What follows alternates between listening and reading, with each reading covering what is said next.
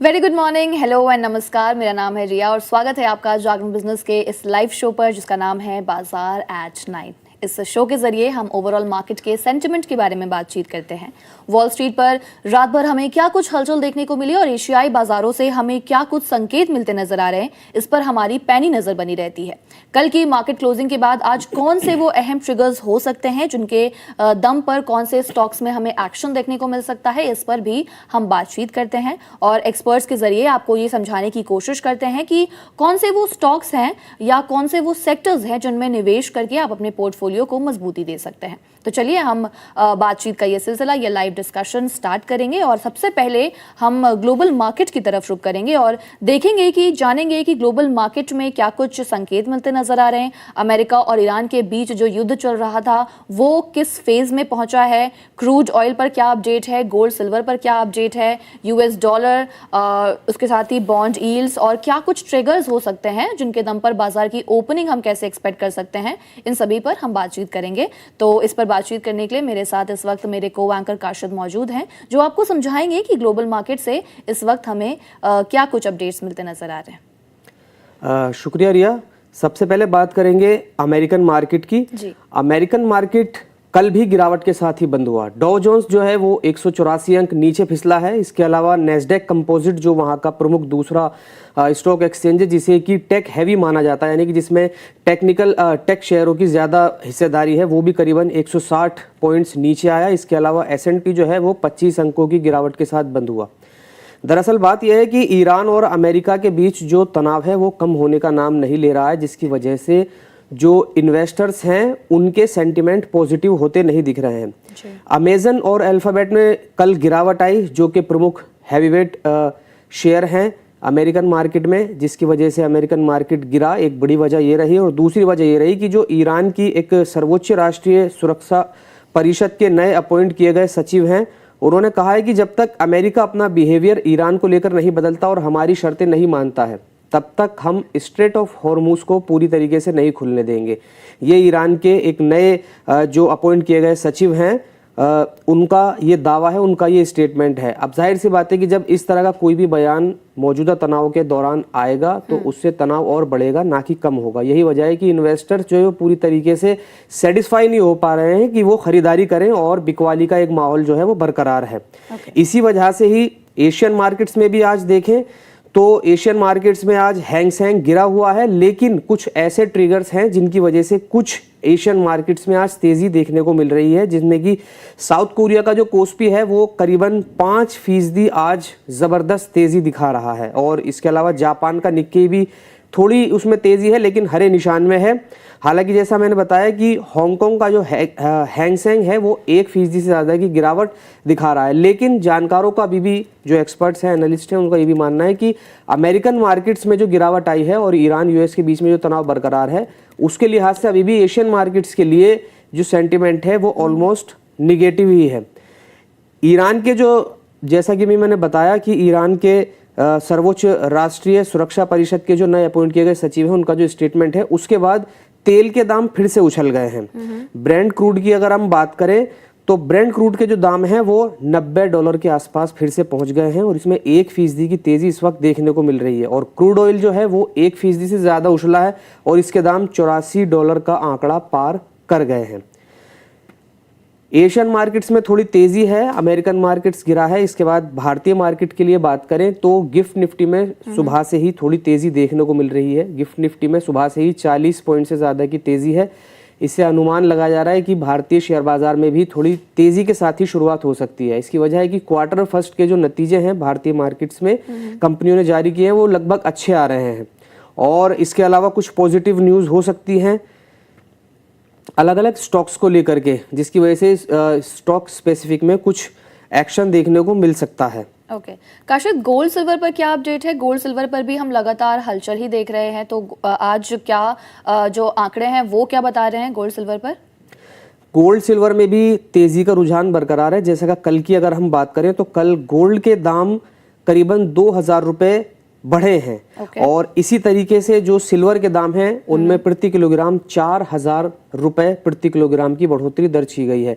इसकी एक बड़ी वजह यूएस और ईरान का तनाव है कि इन्वेस्टर्स का जो रुझान है वो बजाय इक्विटी के बजाय उनका रुझान थोड़ा सा स्टॉक मार्केट से हटके सेफ हेवन के तौर पर गोल्ड सिल्वर की तरफ बढ़ा है, जिसकी वजह से कल गोल्ड सिल्वर मार्केट में तेजी देखने को मिली है और गोल्ड और सिल्वर दोनों के ही दाम बढ़े हैं। और आज भी अनुमान है कि जब तक clarification US Iran peace deal पर कुछ नहीं होता तो इन्वेस्टर्स जो है वो गोल्ड सिल्वर की तरफ अपना रुख बरकरार रख सकते हैं। ओके।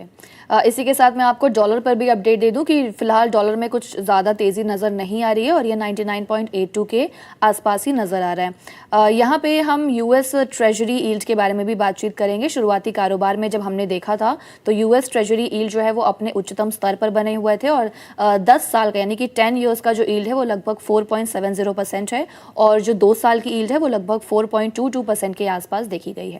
FIIs और DIIs की भी बात करेंगे। FIIs जो है उन्होंने लगातार तीसरे सेशन में 258 करोड़ के शेयर खरीदे और इसी के साथ वो नेट बायर बने रहे, जबकि अगर हम डोमेस्टिक इंस्टीट्यूशनल इन्वेस्टर्स यानी DIIs की बात करें तो DIIs ने भी लगभग 25 करोड़ का निवेश किया और इसी के साथ वो खरीदार बने रहे। आपको बता दें कि आज कौन कौन से वो ट्रिगर्स हो सकते हैं जिन पर बाजार का खास फोकस रहने वाला है। उनमें पहले हम उन कंपनीज के बारे में बात कर लेते हैं, नाम उनके बता देते हैं आपको जिनके आज तिमाही नतीजे आने वाले हैं। इनमें AMD industries, Apollo hospitals enterprises, astral, eureka Forbes, Gujarat fluorochemicals और ग्रासिम इंडस्ट्रीज। तो स्पेसिफिकली अपोलो हॉस्पिटल्स और ग्रासिम इंडस्ट्रीज पर आज बाजार का फोकस रहेगा क्योंकि ये दो दिग्गज नामों में जाने जाते हैं। इसके अलावा एक और चीज़ पे मैं बात करना चाहूँगी और वो ये है कि आज भारत का जो जुलाई का CPI यानी कि कंज्यूमर प्राइस इंडेक्स है उसका आंकड़ा भी जारी हो सकता है और जो एस्टिमेट लगाया गया है वो है कि वो 4.3 पर आने का अनुमान है। ये आंकड़ा बाजार की दिशा को तय करने में one of the most important factor इसलिए बन जाता है क्योंकि इसके अकॉर्डिंग ही फिर RBI यानी कि जो रिजर्व बैंक ऑफ इंडिया है उसकी जो ब्याज की नीति होगी वो उस पर फैसला ले सकता है और उसका अंदाजा भी लगाया जा सकता है कि उसका एस्टिमेट कितना हो सकता है। इसके अलावा ब्लॉक डील्स भी होने वाली है आज। ब्लॉक डील्स में जो कंपनीज हैं वो उनमें डॉक्टर अग्रवाल हेल्थ केयर है जिनमें 2000 करोड़ के सौदे हो सकते हैं। इसके अलावा टेमासेक और TPG 500 रुपए प्रति शेयर के भाव पर 13% हिस्सेदारी बेचने वाले हैं और इसी के साथ थायरोकेयर में 1000 करोड़ और टेनको क्लीन एयर में भी करीब 2100 करोड़ की ब्लॉक डील हो सकती है। प्राइमरी मार्केट में IPO भी खुलने वाले हैं। लगातार IPO खुलने से बाजार में हम एक रौनक ही देख रहे हैं और इसी के साथ आज 2 IPOs खुलेंगे। पहला जो है वो शिप रॉकेट है जो आज से खुलकर 14 अगस्त तक चलेगा और दूसरा है बिहारी लाल इंजीनियरिंग। इस कंपनी का IPO भी आज ही से खुलेगा जिस पे आप 14 अगस्त तक आराम से बोली लगा सकते हैं। एक और चीज़ पे हम यहाँ पे पॉइंट आउट करना चाहेंगे और उसके बाद हम गेस्ट से भी आपको इंट्रोड्यूस कराएंगे और फिर डिस्कशन हम आगे बढ़ाएंगे, वो है कि NSE आज से निफ्टी इंडिया FPI 150 पर F&O कॉन्ट्रैक्ट्स लॉन्च करने जा रहा है, जिसके बाद सेबी ने कमोडिटी बाजार में जो FPIs की भागीदारी है उसको लेकर एक कंसल्टेशन पेपर भी जारी कर दिया है, ड्राफ्ट कर दिया है, जिसके बाद मल्टी कमोडिटी एक्सचेंज इसका शेयर आज बाजार की फोकस में रहने वाला है। तो चलिए हम अब अपने गेस्ट को भी इनवाइट कर लेते हैं। हमारे साथ जुड़ गए हैं Yogesh Nanda, partner Scalium investment. Yogesh sir, good morning, welcome to Jagran business. Good morning ma'am, thank you so much. Sir, आपको आज कैसा लग रहे हैं मार्केट्स? मैंने ऑलरेडी ट्रिगर्स के बारे में बातचीत की, क्रूड ऑयल में हम उथल पुथल देख रहे हैं और गोल्ड सिल्वर के बारे में भी हमने बातचीत की। इसी के साथ ही कंज्यूमर प्राइस इंडेक्स भी आने वाला है। तो इन सब के बेसिस पर जो डॉलर का फिलहाल करंट सिचुएशन चल रहा है, US बॉन्ड ट्रेजरी यील्ड के बारे में हमने बात की, तो इन पूरे फैक्टर्स के दम पर आप कैसे ओपनिंग एक्सपेक्ट कर रहे हैं और बाजार के लिए आपका क्या आउटलुक है? सो बाजार की अगर बात करें, if you see global market उतना कंड्यूसिव नहीं है। अगेन क्रूड के जो नेगेटिव फैक्टर्स है, US Iran war that is getting escalated, crude वापस 90 पे आ चुका है, that is obviously negative for Indian markets. But 2 चीजें मैं इंडियन मार्केट के लिए पॉजिटिव बात करना चाहूंगा, दैट इज द रिजल्ट जो ये क्वार्टर के आ रहे हैं, that would give some life to the Indian markets. And second thing, technically बात करें अगर, आफ्टर जो फेब में फॉल स्टार्ट हुआ था because of war, first time we are seeing Nifty above key all the key moving average. So जो 200 DMA है जिसे हम लाइफलाइन मानते हैं मार्केट का, मार्केट उसके ऊपर आ चुका है। 20 period moving average, 50 period moving average. So we can see all time frame पे मार्केट अब माइल्ड पॉजिटिव हो चुका है, and we all know that after such a big fall recovery would be slow. So यहां से मेरा view market पे would be buy on dips. Any dip towards से 24,200 24,300 level would be a good opportunity to enter the market. Second जो positive है that is, अगर हम mid cap and small cap index देखें, that is trading at life time high, and वहां पे काफी अच्छा ट्रैक्शन आ रहा है, लोगों का काफी इंटरेस्ट आ रहा है mid cap and small cap में.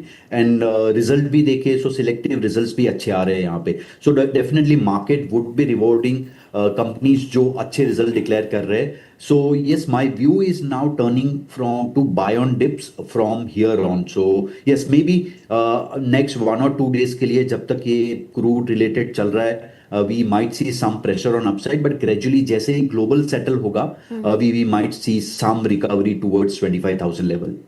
Okay okay sir, stock specific भी हम बात करेंगे और उन स्टॉक्स पर भी बात करेंगे जिन पर आज फोकस रहने वाला है, जिनमें Bata India, L and T, PI Industries, NBCC, Manappuram Finance, RHI Magnesita, ये सारे स्टॉक्स हैं जो आज फोकस में रहने वाले हैं. इनमें सबसे पहले मार्केट ओपनिंग से पहले 2-3 स्टॉक्स पर हम बातचीत कर लेते हैं. जो स्टॉक हम पहले पिक करेंगे वो है बाटा इंडिया. फुटवेयर की कंपनी है और जून तिमाही के नतीजे जारी हुए हैं, जिसमें जो मुनाफा है वो 23.1% की बढ़ोतरी के साथ 64 करोड़ रुपए पर पहुंच गया, और इसी के साथ ही रेवेन्यू में भी बढ़ोतरी हुई है और रेवेन्यू 979 करोड़ रुपए पर दर्ज किया गया है. इसी के साथ ही एबिटा में भी बढ़ोतरी हुई है, एबिटा 204 करोड़ रुपए पर पहुंच गया है. और जो सबसे ध्यान देने वाली बात यह है कि कंपनी ने 25 रुपए प्रति शेयर अंतरिम डिविडेंड की भी अनाउंसमेंट कर दी है. ऐसे में बाटा इंडिया के चार्ट सर आपके सामने है. 4.31% की तेजी देखी जा रही है. 97 का ये डेटा है. 730 के लेवल पर ट्रेड करता हुआ नजर आ रहा है. बाटा इंडिया के शेयर पर आपका क्या आउटलुक है सर? खरीदना चाहिए, होल्ड करना चाहिए, एग्जिट करना चाहिए?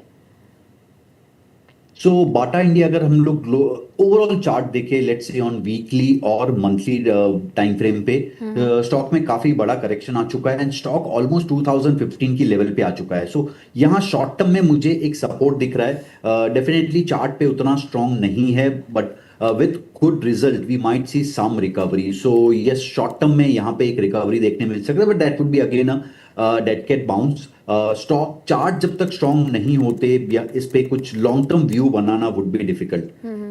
सो लॉन्ग टर्म के लिए व्यू मेरा नेगेटिव रहेगा. शॉर्ट टर्म में yes we might see some recovery from the oversold levels. Okay sir, अगले जो स्टॉक पे हम बात करेंगे वो है सरकारी कंस्ट्रक्शन कंपनी एनबीसीसी.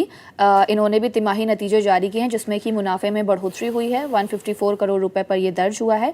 हालांकि रेवेन्यू घटा है. रेवेन्यू 2259 करोड़ रुपए पर पहुंच गया है. यानी कि जो रेवेन्यू है उसके कम होने के बावजूद हमने कंपनी में मुनाफे में बढ़ोतरी देखी है. ऐसे में एनबीसीसी के ये चार्ट्स हैं सर, और इस पे आप बताइए कि इस पे आपका क्या पॉइंट ऑफ व्यू है. क्या ये स्टॉक आपको लॉन्ग टर्म के लिए अच्छा लगता है या फिर होल्ड करना चाहिए इसे? सो करंट लेवल पे stock is in consolidation since past few years. यहाँ से व्यू रहेगा मे बी कंसोलिडेशन थोड़ा और कंटिन्यू हो सकता है यहाँ पे, लेकिन अगर हमें डिप बाय करना है 82-83 would be a good level to enter. वहां से एक अच्छा हमें रिकवरी मिलता है बिकॉज ये एक रेक्टेंगल पैटर्न का बॉटम है. अपसाइड रिस्ट्रिक्टेड रहता है 115 से 120 तक. सो यस, ये स्टॉक एक ट्रेडिंग रेंज में है. लोअर एंड पे बाय करके हम हायर एंड पे बेच सकते हैं. Okay sir, but long term कुछ ग्रेट व्यू यहाँ पे नहीं बन रहा है. ओके सर, अगला जो हम स्टॉक पिक करेंगे फटाफट वो लेंगे हम गोदरेज कंज्यूमर का. एफएमसीजी की कंपनी है और इनके मैनेजमेंट में एक बहुत बड़ा बदलाव हुआ है, और वो ये है कि एमडी और सीईओ सुधीर सीतापति ने 11 अगस्त को इस्तीफा दे दिया था, जिसके बाद कंपनी ने आसिफ मालबारी को आज यानी कि 12 अगस्त से 5 साल के लिए नया एमडी और सीईओ बनाना घोषित किया है.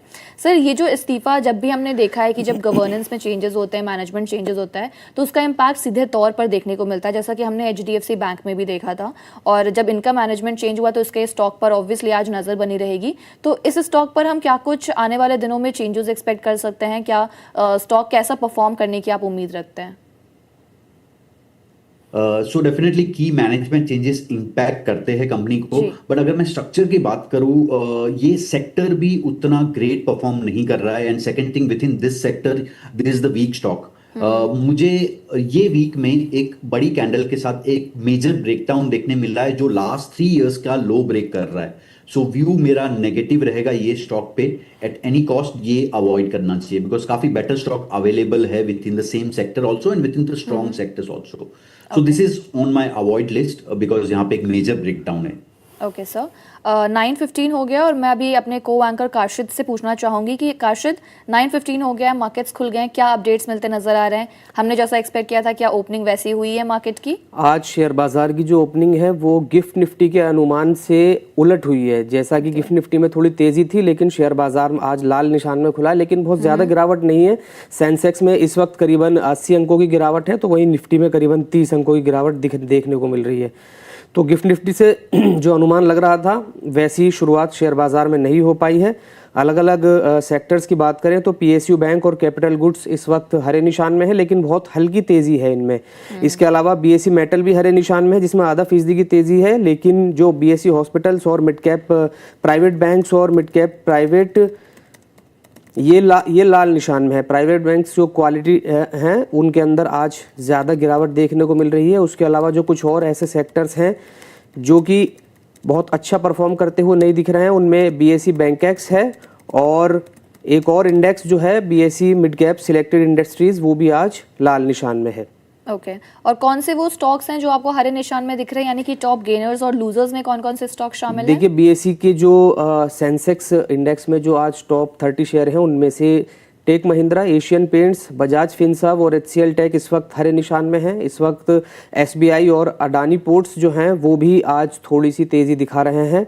रिलायंस में भी तेजी है और टाइटन 5,000 से जो क्रॉस कर गया है 5,000 रुपये का आंकड़ा, वो भी आज हरे निशान में दिख रहा है. इसके अलावा जो लाल निशान में शेयर हैं उनमें Mahindra and Mahindra, Maruti, Airtel, HDFC bank, Infosys और कोटक बैंक शामिल है, जिनमें सबसे ज़्यादा गिरावट दिख रही है इन टॉप 30 शेयर्स में से. इसके अलावा जो अन्य लाल निशान वाले शेयर हैं उनमें अल्ट्राटेक सीमेंट है, हिंदुस्तान यूनिलीवर और बीईएल शामिल हैं, जिनमें बहुत थोड़ी ही सही लेकिन गिरावट फिलहाल शुरुआती कारोबार में देखने को मिल रही है. Okay thank you so much Kashid, हमारे साथ जुड़ने के लिए और हमारे व्यूअर्स को ग्लोबल मार्केट की सारी अपडेट्स देने के लिए आपका बहुत बहुत शुक्रिया.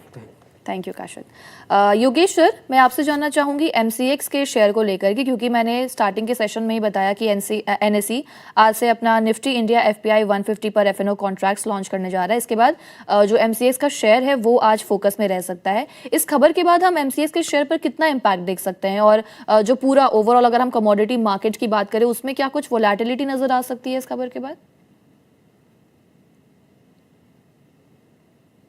योगेश सर, आई थिंक आप म्यूट पे एक बार चेक कीजिएगा सर. या सॉरी मैम.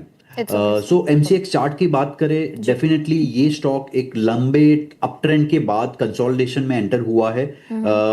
तो अब ये वीक की बात करें अगर, तो यहाँ पे हम एक की मूविंग एवरेज सपोर्ट से स्टॉक रिकवरी दिखा रहा है. So I think for short term again यहाँ पे एक रिकवरी डेफिनेटली आ सकता है. सो व्यू मेरा ये स्टॉक पे पॉजिटिव रहेगा from this level on. Okay sir, एक बार हम फिर से मार्केट के चार्ट्स को देख लेते हैं और उससे अकॉर्डिंगली फिर हम टॉप गेनर लूजर से भी सर से सवाल पूछेंगे. तो सबसे पहले मार्केट अपडेट देख लेते हैं, जैसा कि हमें काशिद ने बताया, और मार्केट अपडेट के जो चार्ट हैं वो लगा दीजिएगा प्लीज़.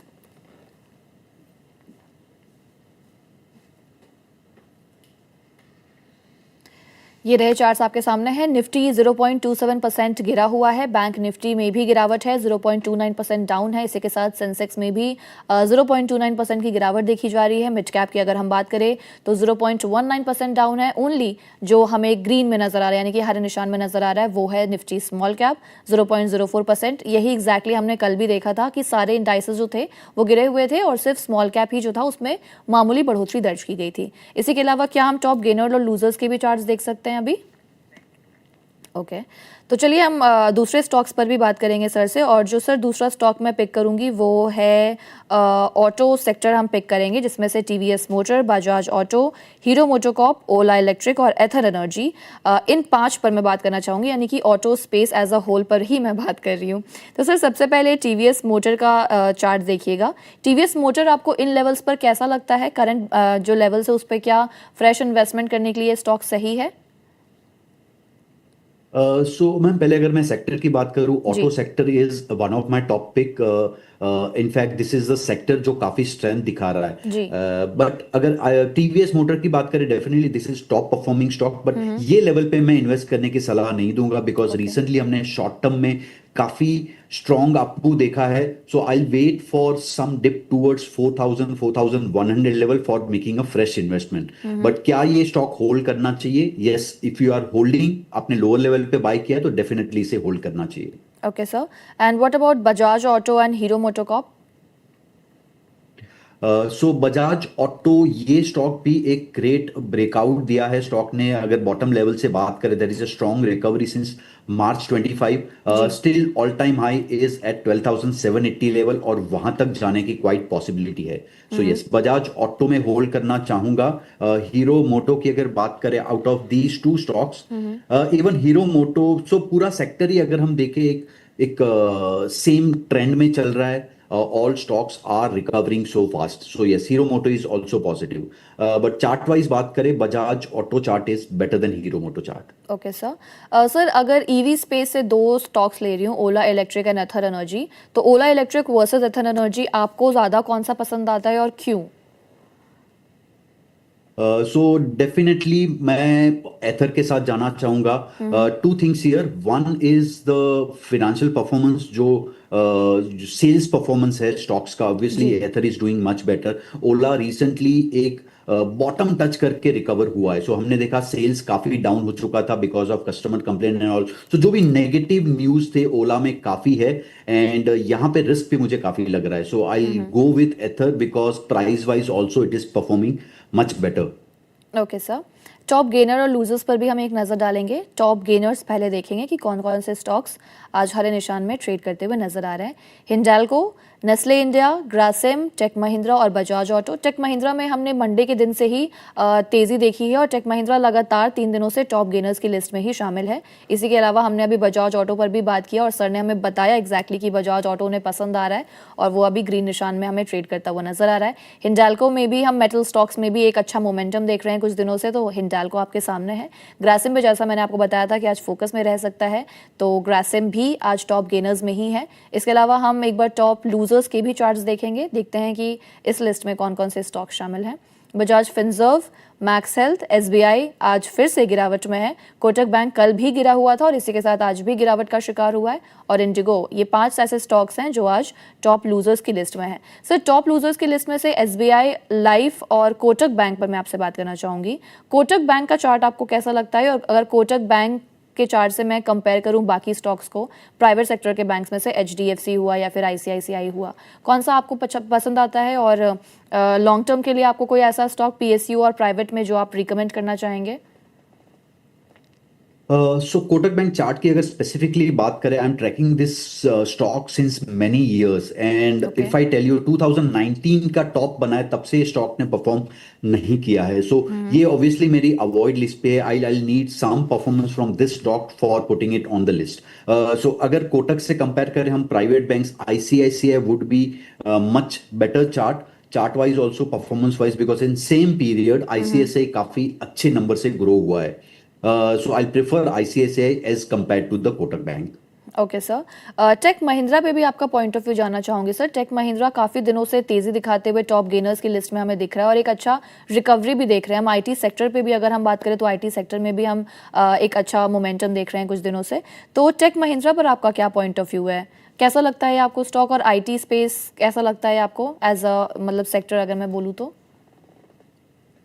सो आईटी स्पेस में अभी भी काफी टेलविंड्स है। सो अगर सेक्टर में देखें, there are 2-3 stocks which are doing better and they are obviously performing good. Tech Mahindra is one of them. Other Okay. 2 stocks are OFSS and Coforge. So जी मैं मिड कैप आईटी स्टॉक्स के साथ जाना चाहूंगा rather than the large caps. So yes, in mid cap IT stock we can definitely focus on. Okay sir, sir कुछ questions भी लेंगे जो आपके लिए स्पेसिफिकली आया है। तो पहला जो हम सवाल लेंगे वो हम मोहम्मद गूस का लेंगे। आपसे पूछना चाहते हैं, रेलटेल है उनके पास 258 शेयर्स एट 386 है और तिरुमला है 70 शेयर्स एट 216। तो आपसे पूछना चाहते हैं कि प्लीज़ आप हमें सजेस्ट कीजिए कि मुझे होल्ड करना चाहिए या फिर मैं एग्जिट कर लूँ, और लेवल्स भी बता दीजिए। तो पहला जो स्टॉक लेंगे सर वो रेलटेल लेंगे हम। सो रेलटेल, अगर ये स्टॉक देखे रेलवे सेक्टर से है डेफिनेटली, एंड डाउन ट्रेंड में चल रहा है अभी after a strong rally in 2023-24। Stock तब से डाउन ट्रेंड में आ चुका है। यहाँ पे I think till railway budget आने तक एक रिकवरी देखने मिल सकता है। आई रिकमेंड वो रिकवरी में आपको एग्जिट करना चाहिए। This is may not be a right time to exit, but yes you should wait for some better level और वहां पे एग्जिट करना चाहिए। Second is Tirumala. Sir second is Tirumalai Chemicals, NSE code is TIRUMALCHM। So Tirumalai में hold करने की सलाह दूंगा क्योंकि एक मेजर सपोर्ट लेवल पे है एंड यहां से एक रिकवरी देखने मिल सकता है towards the 200-210 zone, and that would be again a major resistance. So वहां पे एक निकलना चाहिए बिकॉज लॉन्ग टर्म ये स्टॉक में कुछ ग्रेट ट्रेंड नहीं रहा है, बिकॉज सिंस 2016 ये स्टॉक ने परफॉर्म नहीं किया है। सर रेलवे सेक्टर की अगर मैं बात करूं तो railway sector hasn't perform well, हमने देखा है। तो कोई ऐसा स्टॉक्स है जो पोटेंशियल रखते हैं, मतलब उनमें कैपेबिलिटी है कि वो आगे जा करके कुछ अच्छा रिटर्न बनाए, ऐसे कोई स्टॉक्स हैं?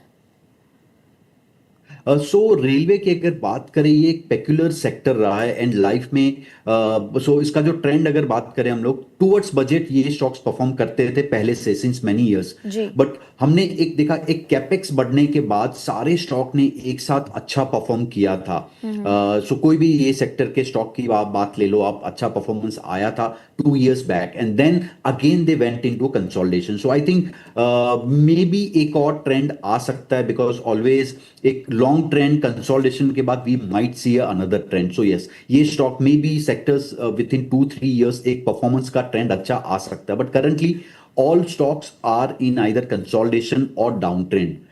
सो रेलटेल हमने ऑलरेडी बात कर ली। एक और स्टॉक जो डिस्कस करना चाहेंगे that would be the rights, because ये स्टॉक में रिसेंटली बॉटम टेस्ट किया है, अपना जो मेजर ब्रेकआउट लेवल था 2022 का वो टेस्ट करके एक रिकवरी स्टार्ट हुआ है। सो यस ये स्टॉक मैं रडार पे रखना चाहूंगा, that's the rights. Okay sir, अगला जो हम सवाल पिक करेंगे वो हम सानवी करेंगे। सानवी आपसे पूछना चाहती है where can NFL at 78 average, और पूछ रही है मॉस्शिप के बारे में 191 पर ले रखा है, किर्लोस्कर फ्यूनेटिक ले रखा है 1150 पर। तो पूछना चाहती है होल्ड करूं और एग्जिट करूं, these stocks can be invested in for long term, तो लॉन्ग टर्म पर्सपेक्टिव भी जानना चाहती हैं। तो पहले सर हम बात कर लेते हैं मॉस्शिप पर।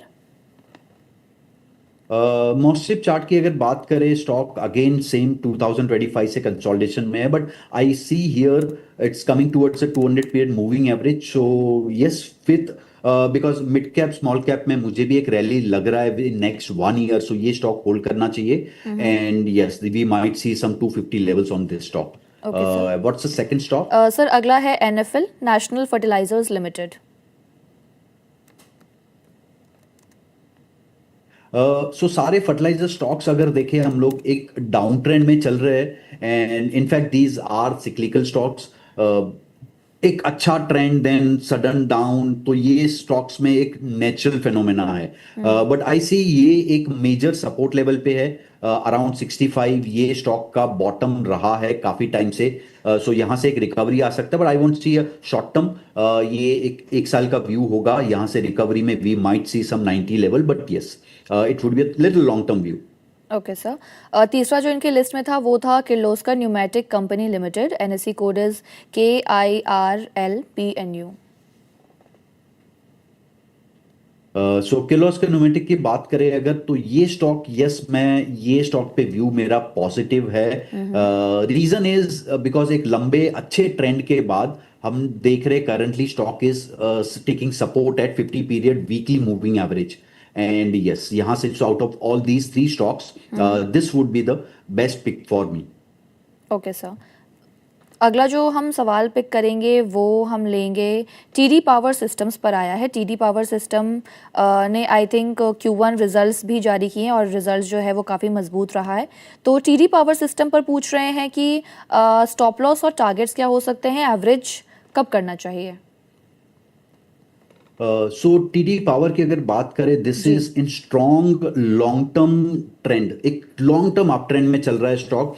ये स्टॉक को डेफिनेटली, जब ऐसे स्टॉक होते हैं वी डोंट नो कहाँ रुकेंगे ये, सो ये आपको बने रहने की सलाह है। शॉर्ट टर्म अगर मैं स्टॉप लॉस की बात करूँ, स्टॉप लॉस वुड बी काफी डीप स्टॉप लॉस होगा, बिकॉज एक अच्छा ट्रेंड आया है स्टॉक में रिसेंटली। सो जी 1195 would be my stop loss, और अगर आपको डिप बाइंग में सलाह दूं मैं, 1280 1290 would be a good level to enter in. But yes, ये लॉन्ग टर्म के लिए ये स्टॉक आपको होल्ड करना चाहिए। ओके सर, आज हम देख भी रहे हैं सर बहुत अच्छी तेज़ी है, 13% से ज़्यादा अप है स्टॉक और 1446 के लेवल पर ट्रेड कर रहा है। तो सर ने आपको बताया कि ये स्टॉक आप लॉन्ग टर्म के लिए डेफिनेटली होल्ड कर सकते हैं।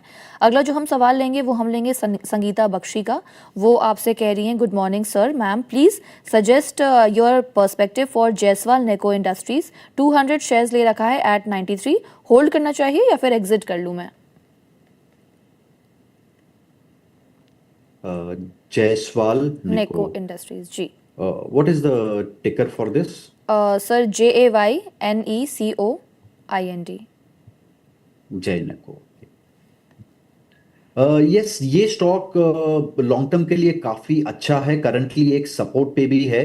सो this could be right level to enter here, because मुझे अगेन यहाँ पे एक रैली स्टार्ट होते हुए दिख रहा है। सो ये स्टॉक को आपको होल्ड भी करना चाहिए, this could be a good level to average also. Okay अगला जो सवाल आया है वो आया है ट्रेंट और एक्सिस बैंक को लेकर के। ट्रेंट और एक्सिस बैंक पर शॉर्ट से मिड टर्म के लिए क्या पर्सपेक्टिव है और टारगेट्स क्या होने चाहिए शॉर्ट से मिड टर्म के लिए, ट्रेंट और एक्सिस बैंक? सो ट्रेंट स्टॉक अब पॉजिटिव टर्न हो रहा है डेफिनेटली, एक अच्छी रैली के बाद हमने देखा, because of fundamental reason stock में काफी अच्छा डिप आया है, यहां से एक रिकवरी स्टार्ट हो रहा है। So yes, Trent view would be positive. Here we can see short term targets of 3400 and mid term target रहेगा मेरा 4000 के आसपास। Okay sir second, Axis Bank की जी अगर बात करें हम लोग, Axis Bank, this is may not be as strong as ICICI Bank, but ये एक अच्छे सपोर्ट लेवल पे है, विथ सेक्टर रिकवरिंग यहां से एक बाउंस देखने मिल सकता है। बट यस, आई डेफिनेटली, मैंने आपको बता दिया जी ये जी सेक्टर में मेरे पिक कौन प्रेफरेंस कौन से रहेगा हैं? आईसीआईसीआई बैंक एंड जी इंडियन बैंक। जी सर। अगला जो हम सवाल लेंगे सर वो हम लेंगे शेख अब्दुल मीरान का। पूछना चाहते हैं कि उन्होंने 200 शेयर्स ले रखे हैं ऑफ वेक्टर फूड्स एट 211, तो प्लीज़ सजेस्ट क्या करना चाहिए मुझे, क्योंकि अब ये 439 पे है, तो वेक्टर फूड्स में क्या करना चाहिए, ये इनका सवाल है।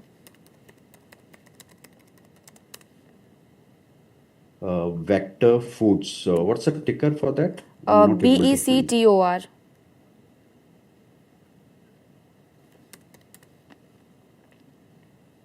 Vector Foods. जी सो ये ओके स्टॉक की अगर बात करें हम लोग, यस, अच्छा ओके रिकवरी स्टार्ट हो चुका है, and we can see higher level पे स्टॉक ने 440 का हाई बनाया था, now trading at 220 and recovering from a decent level.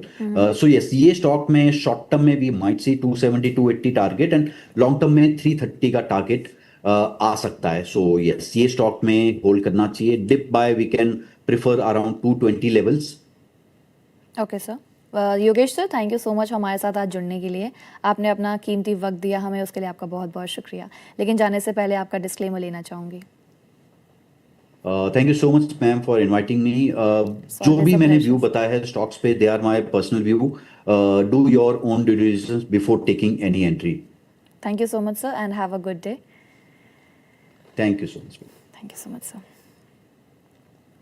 तो क्वेश्चन आंसर का जो सिलसिला है वो जारी रहेगा और अब हम बात करेंगे प्रीतम सर से, director of PhD capital research analyst. अब आपके सवालों के जवाब जो हैं वो प्रीतम सर आपको देंगे। गुड मॉर्निंग सर, कैसे हैं आप? यस, गुड मॉर्निंग मैम, आपको एंड सारे दर्शकों को, एंड